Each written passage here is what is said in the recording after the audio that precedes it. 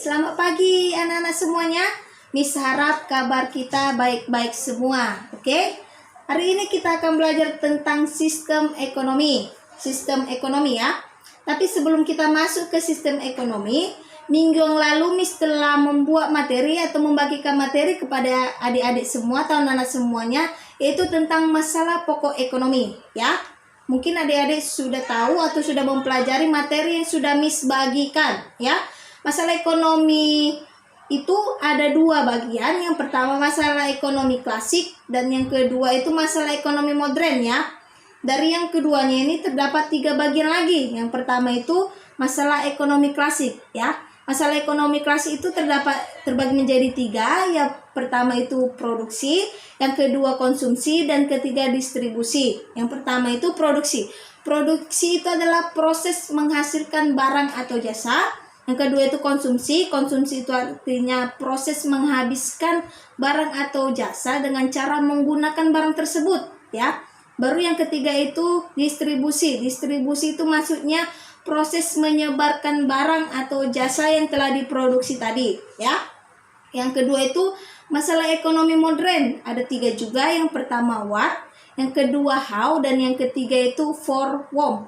Yang what itu barang atau produk apa yang akan kita hasilkan, sedangkan how itu adalah untuk siapa barang itu kita produksi. Yang for whom itu bagaimana keadaan pasar yang sesungguhnya sehingga kita bisa menghasilkan barang yang disukai oleh masyarakat ya. Sehingga masalah pokok ekonomi ini diselesaikan dengan sistem ekonomi yang akan kita pelajari pada hari ini. Sistem ekonomi ya. Sistem ekonomi itu terbagi menjadi beberapa bagian. Yang pertama kita akan mempelajari tentang sistem ekonomi tradisional. Sistem ekonomi tradisional itu maksudnya sistem yang hasilnya terdiri dari alam atau yang dihasilkan oleh alam itu sendiri yang mereka jual ya. Mengapa demikian? Kita akan mempelajari dengan ciri-ciri dari sistem ekonomi tradisional ya. Yang pertama itu teknik produksi dipelajari secara turun-temurun. Yang pertama itu teknik produksi dipelajari secara turun-temurun. Maksudnya jika ayah kita memiliki keahlian dalam berdagang, maka bakatnya akan diturunkan ke anaknya ataupun ke cucunya ya. Yaitu itu maksudnya usaha kita turun-temurun dari satu keluarga ke keluarga kita yang lainnya juga ya. Sehingga usaha kita itu kita hasilkan oleh keluarga kita sendiri. Dari ayah turun ke anak dan dari anak turun ke cucu. Jadi gitu ya. Baru yang kedua, hanya sedikit menggunakan modal. Maksudnya karena tadi barang yang akan dijual di pasar tradisional itu hasilnya dari alam itu sendiri, sehingga tidak perlu memakan banyak modal untuk berjualan di pasar tradisional ya. Baru yang ketiga, menggunakan sistem barter. Maksudnya sistem barter itu adalah tukar menukar barang, bukan tukar menukar duit ya. Tukar menukar barang, jika kita perlu beras, kita akan membeli beras itu dan kita menukarnya dengan apa yang kita punya, misalnya cabai ataupun bawang. Kita bertukar, dia butuh bawang, kita butuh beras, maka kita akan menukar barang tersebut. Itu yang disebut namanya barter ya. Barter itu sekali lagi itu adalah pertukaran barang, bukan pertukaran duit ya. Baru yang keempat, belum ada pembagian kerja. Maksudnya di sini karena seluruh kepala rumah tangga itu adalah sebagai produsen dan sebagai konsumen. Maksudnya kepala rumah tangga itu sebagai penghasil produk dan penghasil atau menggunakan produk itu sendiri. Dia yang menghasilkan, dia menggunakan produk itu sendiri. Itu maksudnya belum ada pembagian kerja, oke? Baru yang kelima itu terikat dengan tradisi. Kita sudah mendengarkan sistem ekonomi tradisional itu berarti tentang tradisi atau adat istiadat. Jadi sistem ekonomi tradisional itu masih terikat dengan adat istiadat tersebut yang ada di suatu daerah itu ya. Baru yang keenam itu tanah adalah sumber produksi ya. Tanah adalah sumber produksi. Kenapa Miss mengatakan seperti itu?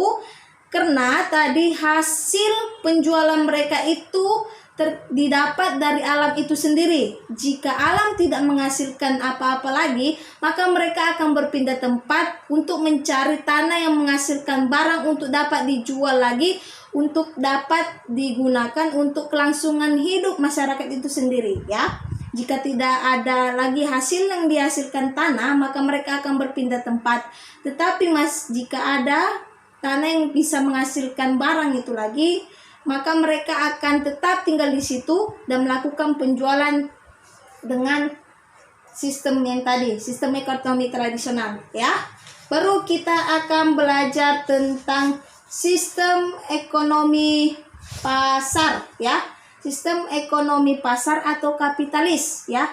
Di situ maksudnya masyarakat itu yang mengatur sendiri, tetapi pemerintah hanya sebagai pengawas, ya.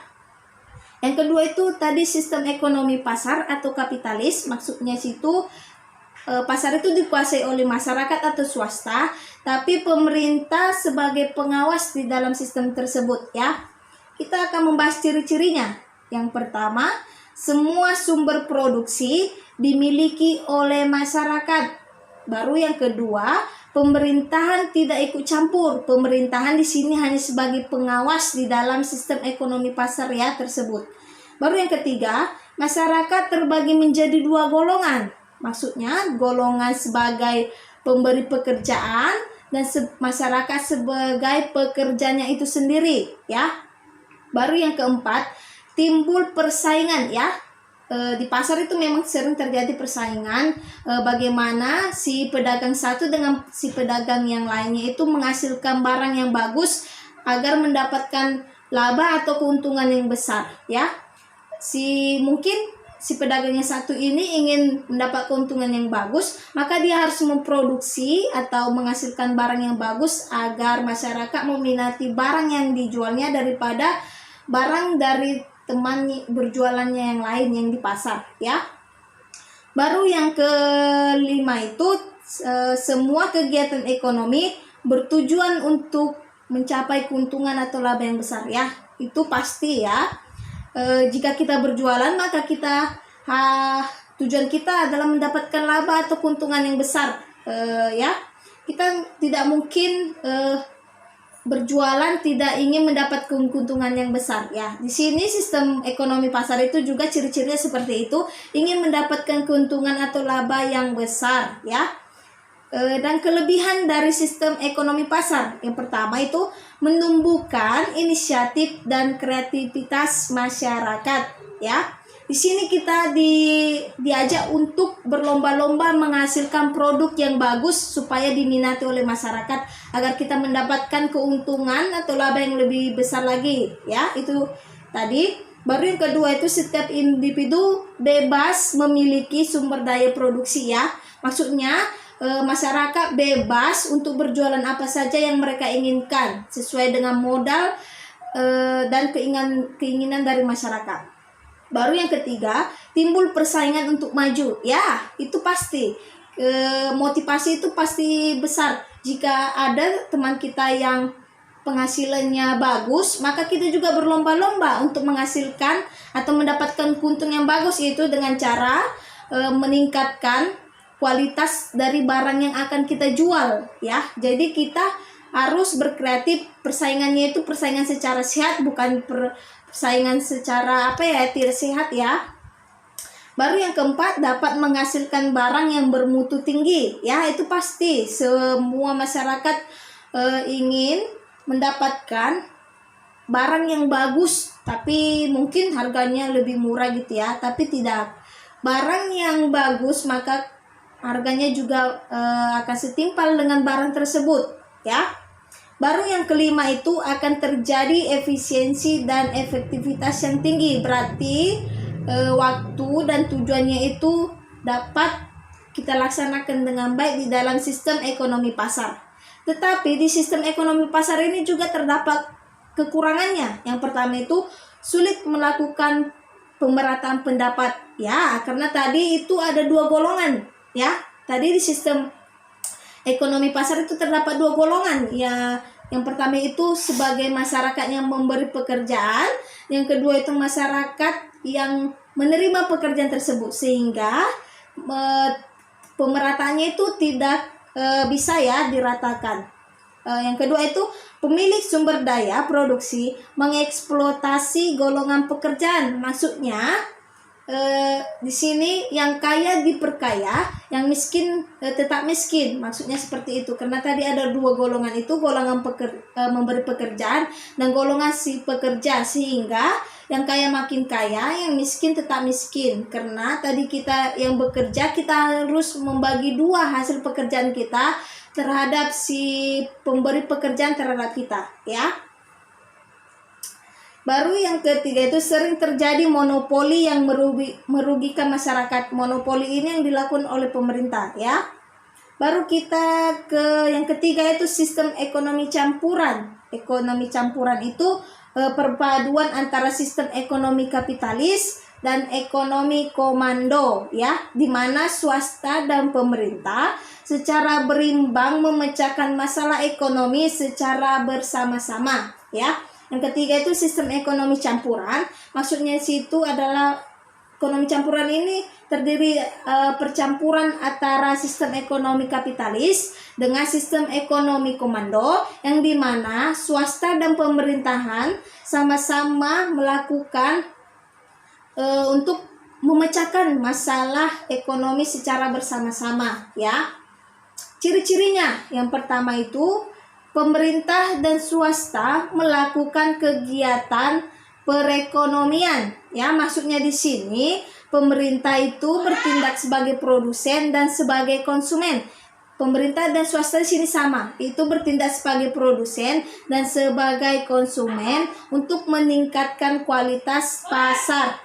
Baru yang kedua itu tatanan ekonomi merupakan ekonomi pasar, tetapi masih terdapat campur tangan pemerintah, ya. Yang kedua itu tatanan ekonomi merupakan mekanisme pasar, tetapi masih ada campur tangan pemerintahan, ya. Yang ketiga, terjadi persaingan dalam perekonomian, tetapi pemerintah tetap mengawasi, ya.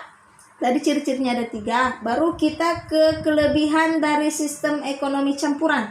Yang pertama, terjadinya kestabilan ekonomi karena pemerintahan masih mengawasinya, ya. Yang kedua itu terdapat kebebasan berusaha sehingga mampu mendorong kreativitas dan inisiatif. Baru yang ketiga itu terdapat pengakuan hak atas milik individu. Jika ada kelebihan maka ada kekurangan. Kekurangan dari sistem ekonomi campuran itu yang pertama itu terdapat kesulitan untuk menentukan batas kegiatan ekonomi yang seharusnya dilakukan oleh pemerintahan dan swasta. Yang kedua itu terdapat kesulitan untuk menentukan batas sumber produksi yang dapat dikuasai oleh pemerintah dan swasta. Oke. Baru kita keempat, kita akan belajar tentang sistem ekonomi terpusat, ya. Terpusat itu atau komando, yaitu diatur oleh pemerintahan, masyarakat hanya sebagai pelaksana. Itu tadi kebalikan dari sistem ekonomi pasar, ya. Tadi sistem ekonomi pasar itu dikuasai oleh masyarakat atau swasta, tetapi pemerintahan hanya sebagai pengawas. Di sini sistem ekonomi terpusat atau komando diatur oleh pemerintah, masyarakat hanya sebagai pelaksana, ya. Ciri-cirinya yang pertama, semua alat dan sumber produksi dimiliki dan dikuasai oleh negara, ya. Semua alat dan sumber produksi dimiliki dan dikuasai oleh negara. Yang kedua, pekerjaan yang tersedia dan siapa yang akan bekerja ditentukan oleh masyarakat. Masyarakat tidak memiliki kebebasan memilih pekerjaan.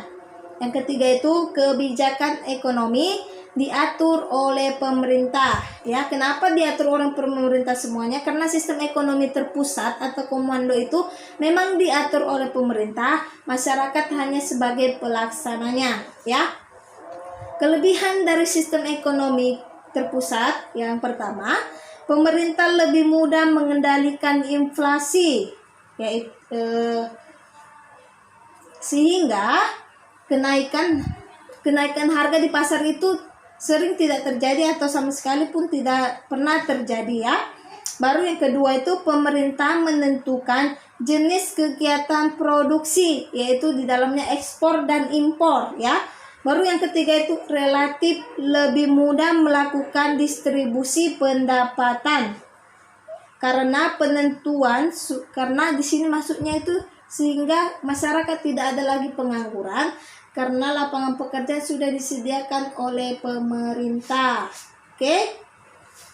Jadi, sistem ekonomi itu ada 4. Yang pertama itu ulangi ya. Yang pertama itu sistem ekonomi tradisional. Baru yang kedua sistem ekonomi komando atau terpusat. Yang ketiga sistem ekonomi pasar atau kapitalis. Yang keempat sistem ekonomi campuran ya. Sistem ekonomi tradisional tadi itu adalah produknya itu langsung dari alam itu sendiri ya. Sedangkan ekonomi komando atau terpusat tadi yang mengatur itu pemerintah.